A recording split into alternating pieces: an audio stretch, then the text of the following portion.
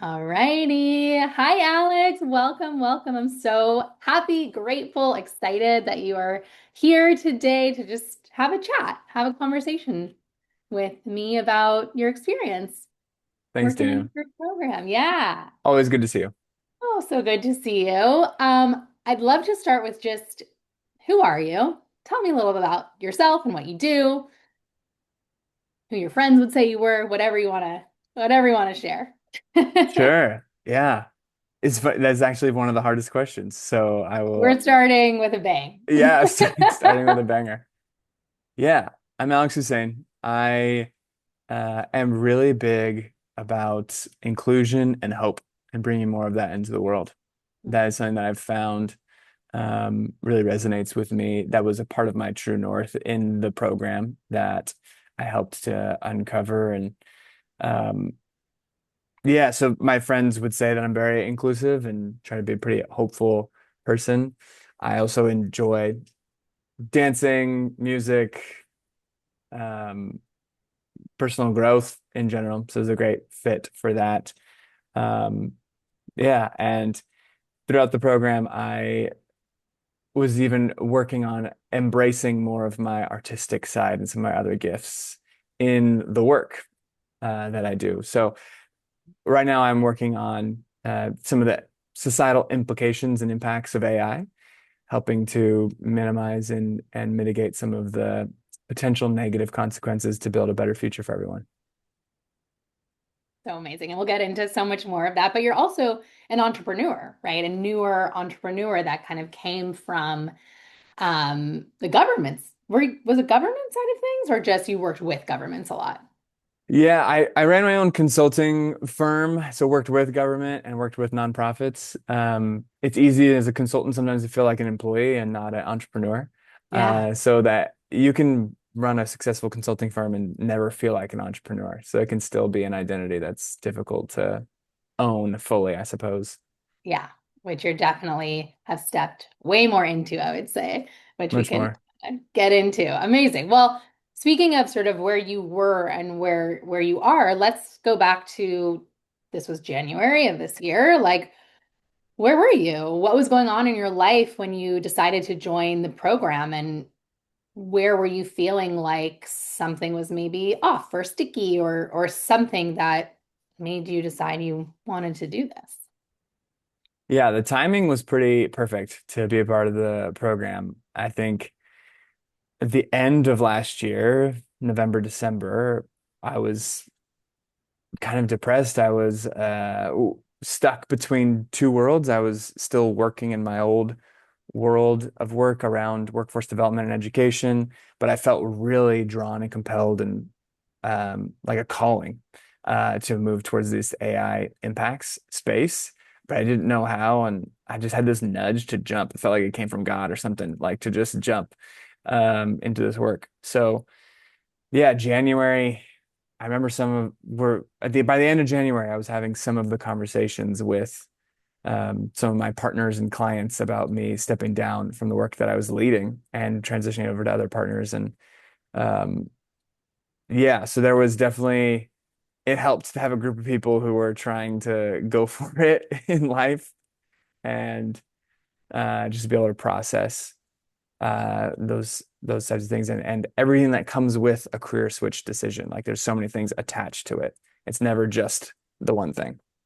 Totally. Like it's I find it very interesting that people, and maybe you can speak to this a little bit too, your own experience, but when people are in transition, my sense is that's when they're the most afraid to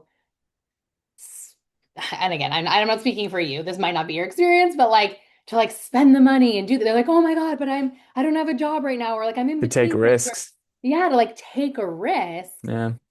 But I'm curious if that's what it felt like to you and if and what, what made you do it, if that was true for you.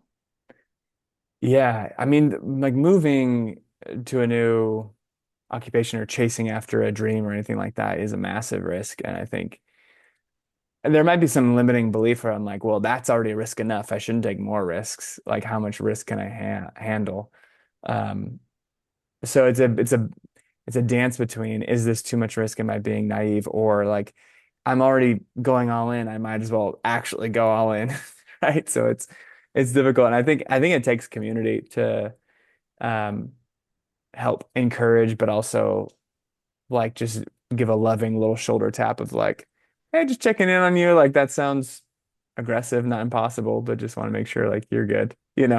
I don't think, I think there's this crazy idea that we're supposed to figure this all out on our own. It's insane. Like I don't know if any other generation before would, especially, more than 50 to 100 years ago. So that this seems like a Oh, new idea that's unhelpful. yeah, I love that. I love that. And I love that, like, yeah, I mean, this idea that in the most transitional period of your life that you should figure it out on your own.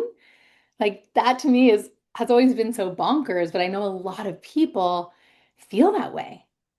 Feel that way. And again, they sort of like they don't want to commit to um something else.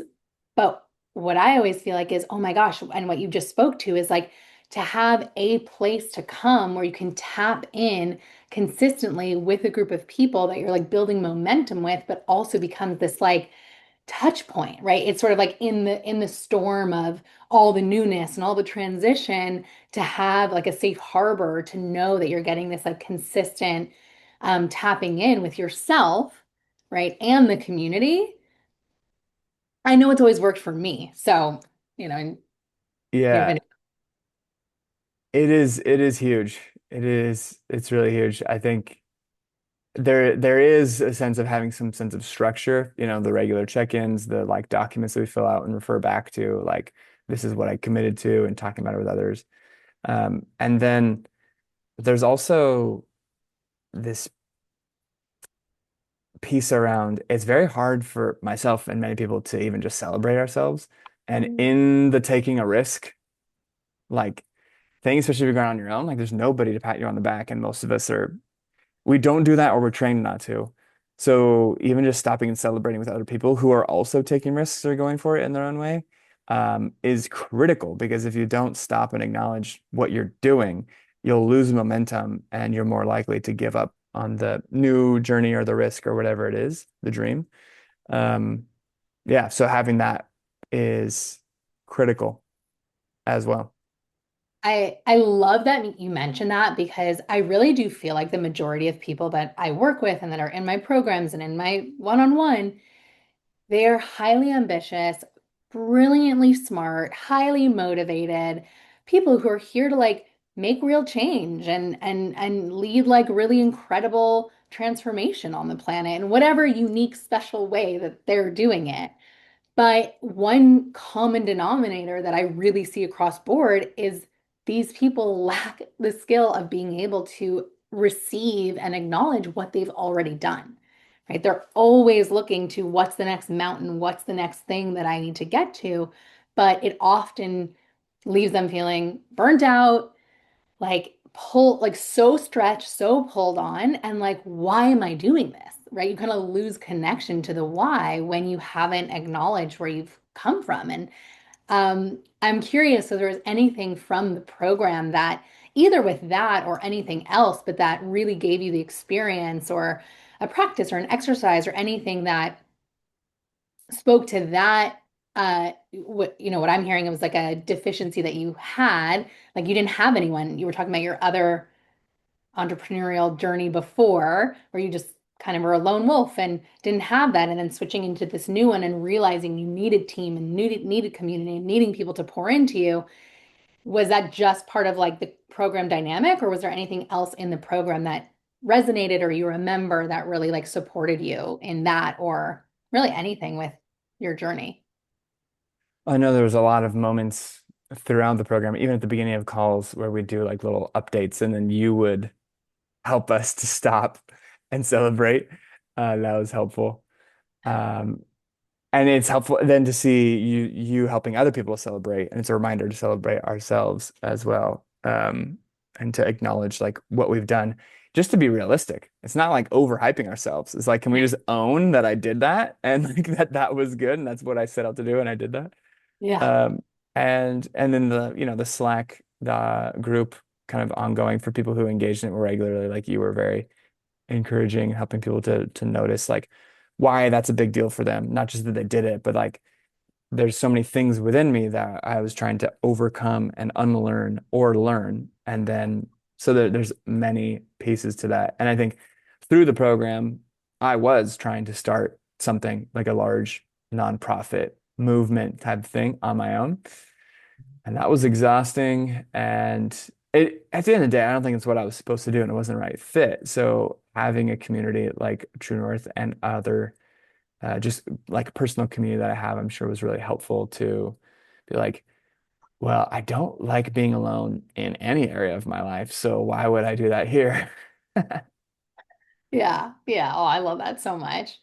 Um, I wanted to go back for a moment to just talk a little bit about, you mentioned that before coming into the program, you were sort of in a place of like feeling a little depressed and like sort of this big unknown. And how are you going to take on this like Herculean task of what you're feeling called to do?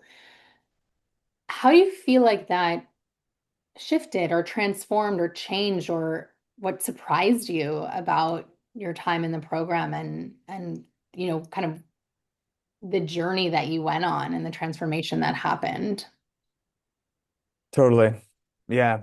I mean, I think depression is different for everyone. And for me, it hasn't been chemical. It's been mostly situational in the way I relate to myself or whether I'm like thriving or there's a lot of lack of thriving. So I think there was some like relational community kind of things, but a big piece was around work, feeling I was stuck in what had been doing for the previous 8 years, and then feeling certain that I was like supposed to be doing something else, that I was really called. And so there's a few moments, I think there was one moment where I just realized that that's what I needed to do was just drop everything that I was working on and move in this new direction. And that was liberating. And so that like some of the depression waved like came off during that. And then you're hit with all the realities of like, okay, I made this decision.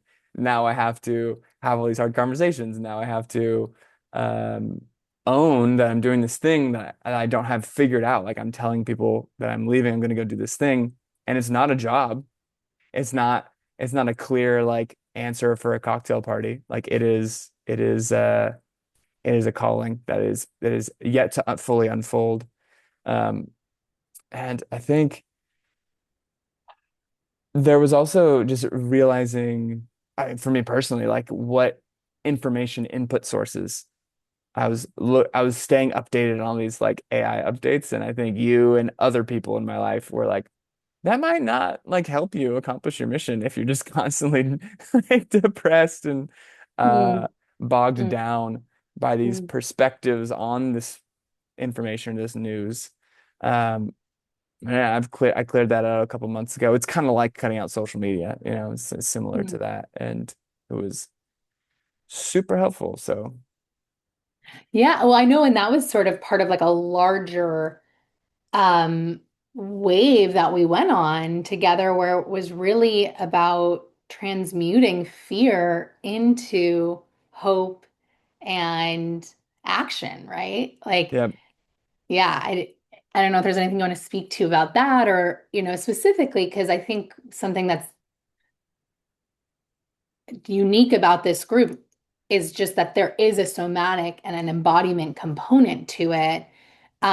Is there anything related to either that piece of the transmutation from fear to hope, or any part of the somatic or embodiment part of the program that resonated for you, landed for you, assisted with things? I'd love to, yeah, know your experience with that.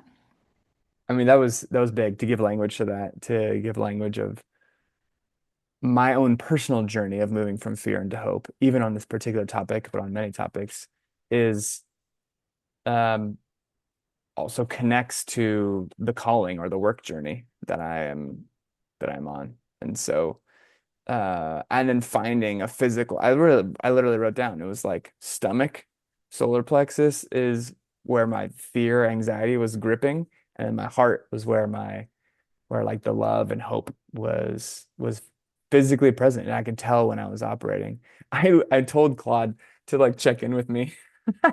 Like, where are you operating from? Your solar plexus or your heart? So it does that still from time to time. Oh my And gosh, I love that. even this morning, so 4 months after the program is over, I shared a there's a gentleman I met who's becoming a business partner, and he has multiple entities that I've been consulting and advising on. I'm likely stepping into a leadership role in one of the nonprofits. And I gave a presentation this morning around what the organization's strategy should be. And it's laughable. It is literally turning fear into hope. Like that is that is literally like the North Star of the organization. Oh my Yeah. God, that's so freaking awesome. I will never forget. I will never forget that experience of witnessing you feeling the fear, right? Because it's so important to feel the fear Yeah. because that's where the information is. That's where the like passion is. That's where, and it's so much of this program and the work is like creating enough safety around actually letting ourselves feel our feelings. And then from there, it's like, well, what do I want to do with this? Right? And I'll never forget working our way up from like transmuting the fear and then going into your heart, transmuting it into love and hope, and then coming up through your throat. And what's the message, right? How are you actually going to deliver what most people in the world are delivering a fear-based message in AI? And you were like, I don't want to do that. I don't want to be that person. Like, I feel what's happening on the planet, but I don't want to be a force for fear. I want to be a force for hope and for good and for change and for love. And I'll just never forget. It is so potent and powerful. And I love that 4 months later, it's like the strategy that you're advising on. Yeah. And there's even a deeper nuance to why it's even richer. Like there's a lot of fear-based information around AI. Uh, and there's also some optimism, and I would say almost all of it is blind optimism. Mm, And so that feels disingenuous. So without dialing into the fear and then the hope, any just pure hope is disconnected from reality and is a blind optimism. So it has to be like a double-sided coin that holds both. That feels hopeful, but acknowledges the fear because that is not only like logically grounded, but is also present in a lot of people's, emotional and physical experience. So it is multifaceted in how, I mean, helpful or even prophetic that was. incredible. Incredible. Wow. I'm just like receiving that. Like so powerful, so transformative. Um, I'm wondering if you can speak for a moment just to like, because I think it'd be so helpful for anyone listening, watching, um, the journey from like, because there were different waves of like having this mission, and then you went through lots of different, like, what it looked like, right, on the outside. And if you could speak a little bit to like how you, and maybe, how the program helped you understand that you had this mission. But where the model, what it looked like, where you started in the program versus like where you are now and what's happening for you now. If you can kind of speak to that. I find it fascinating and like for anybody who's an entrepreneur and getting, well, I'll let you speak and then I'll chime in. But yeah, it's Yeah, incredible. I mean, it's laughable the answer I'm about to give. I think a year ago, so fall before the program, we started in the winter. Um, I felt the weight of the world on my shoulders for some reason. I wasn't really plugged into others that were doing good work in this area. I wasn't. So I felt like, oh my gosh, no one's doing anything. This is all on me, all these things. And that was crushing.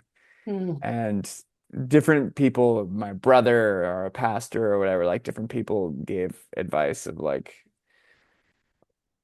even a callings doesn't necessarily mean success. mm, So that was liberating and sobering.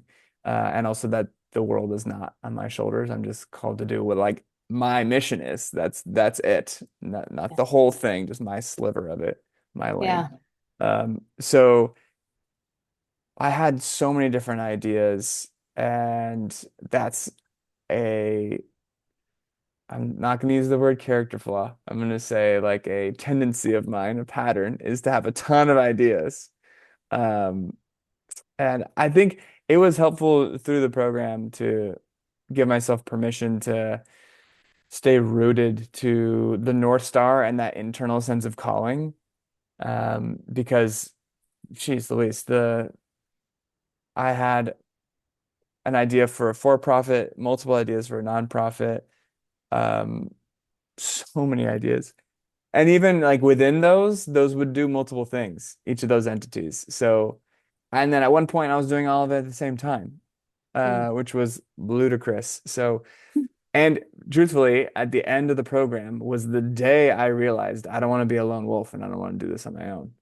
And Mm. it felt like I was starting over, and I came into that call upset at Mm. myself, not at anyone. And your reframe, I remember specifically, was around, hey, you really quickly, in the grand scheme of things, figured out a bunch of things that were not going to work and how you don't want to do this. And that opened the door to some really significant opportunities that I actually have now. So it's like we did the weeding and the groundwork during the program so that after I could be freed up to know what I'm looking for and do these things that I'm actually doing now. Totally, totally. In fact, I would say like so first of all, I love that. I love for people to know that because I think people get really stuck in like, I'm going for this thing and this is what it has to look like. And to be able to like be like, actually not like, let me go for it, but then actually not that. Let me go for it and actually not that. And then you find out what's really true for you. And I'll say, like, I'm actually really inspired. I was really inspired to shift things around for this program a little bit for this next upcoming one. Um, where we're working first with like what's everything that like doesn't serve us anymore. You know, we are kind of doing like the weeding and it's called root to rise. And so the root part is like, how did we get here? What are we, a lot of similar things that we did in True North, which was looking at healthy and unhealthy expectations and where did they come from? I know that was so powerful for you if you want to Oh speak to man, that at all. that hurt. Maybe talk about that a little bit because we're definitely going to do it in this program too. Unhealthy expectations. I looked at the list of expectations that I had of myself that I never think, like Yeah. those words never come to my mind, but the feeling is there. I Like this looked at, subconscious programming that's running you. yes, Yeah. exactly. Like, what are my just unspoken expectations of myself? I looked at that list and I said, that is an abusive list of expectations to have on any person. And if anybody told me that that was their list of expectations on their self, I'd be like, that's absurd, impossible, and even robots can't meet that. Like, that's not realistic by any means.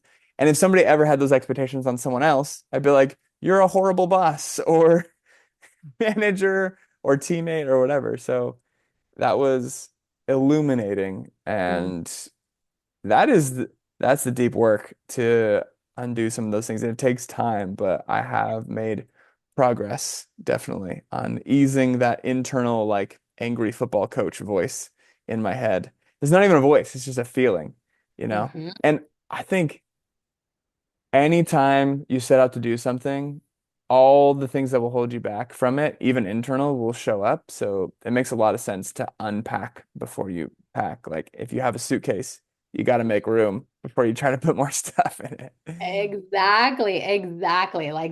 I've switched around the modules and the names of them, but like the core of the program is the same. But we're going through, month one is remember. How did we get here?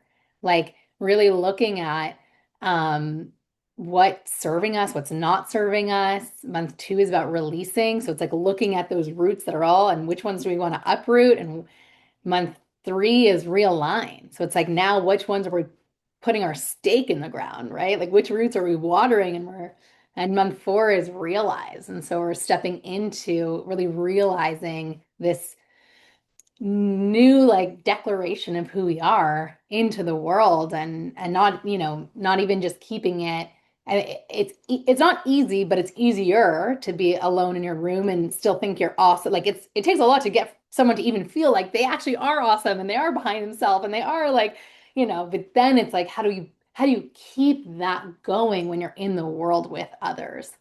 And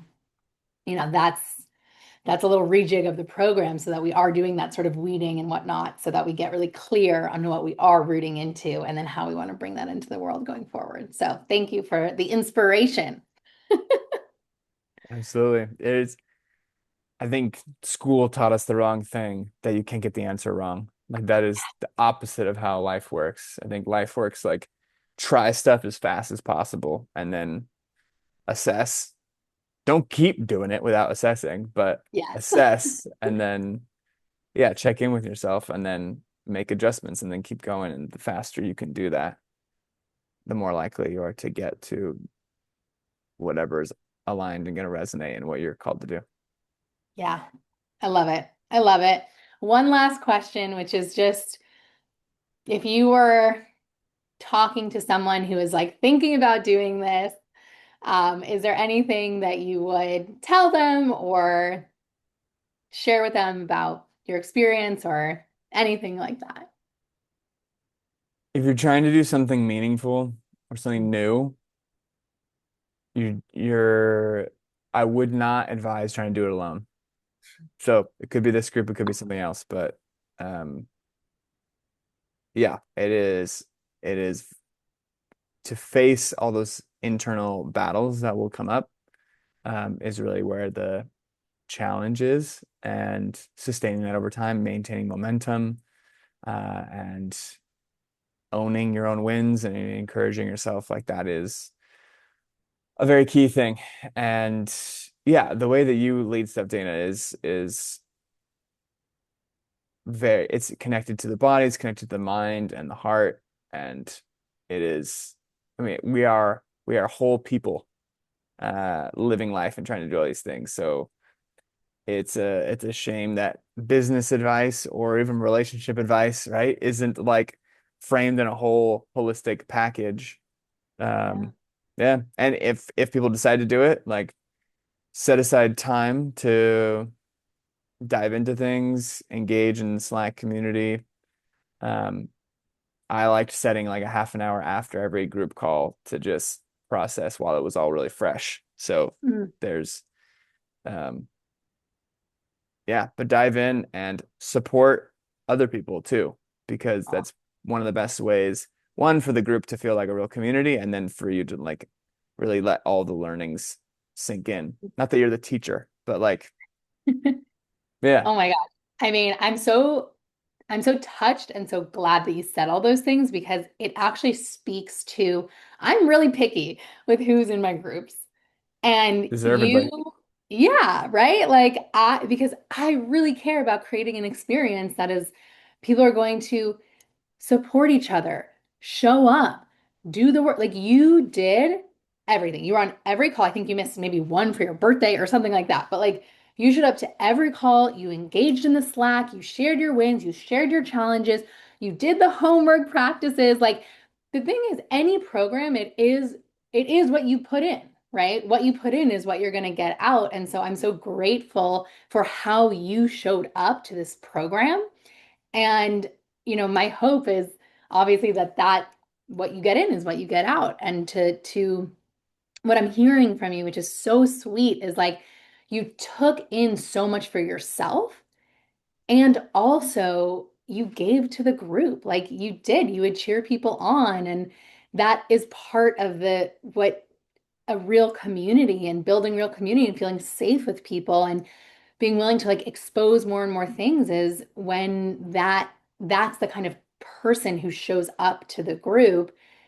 That's like the value, to me, that speaks to your values, right? That's the values that you hold. And I am so deeply grateful that you have those values and said yes to the program to be a pillar in the community that like made the program what it is, what it was.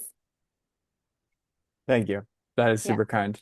Yeah, it was a lot of fun. I was glad to be a part of it. And I think the last thing I'll say is similar to something that you touched on there, that if you're gonna do this program, it's you probably have a reason that you feel like you can't, it's not an easy thing you're trying to do, or it's not something you've done before. And so um yeah, it really will be up to you. It's not gonna be up to Dana or to anyone else in the group to keep you accountable or do any things for you. Like it's gonna require doing hard things, and some of those hard things are looking in the mirror.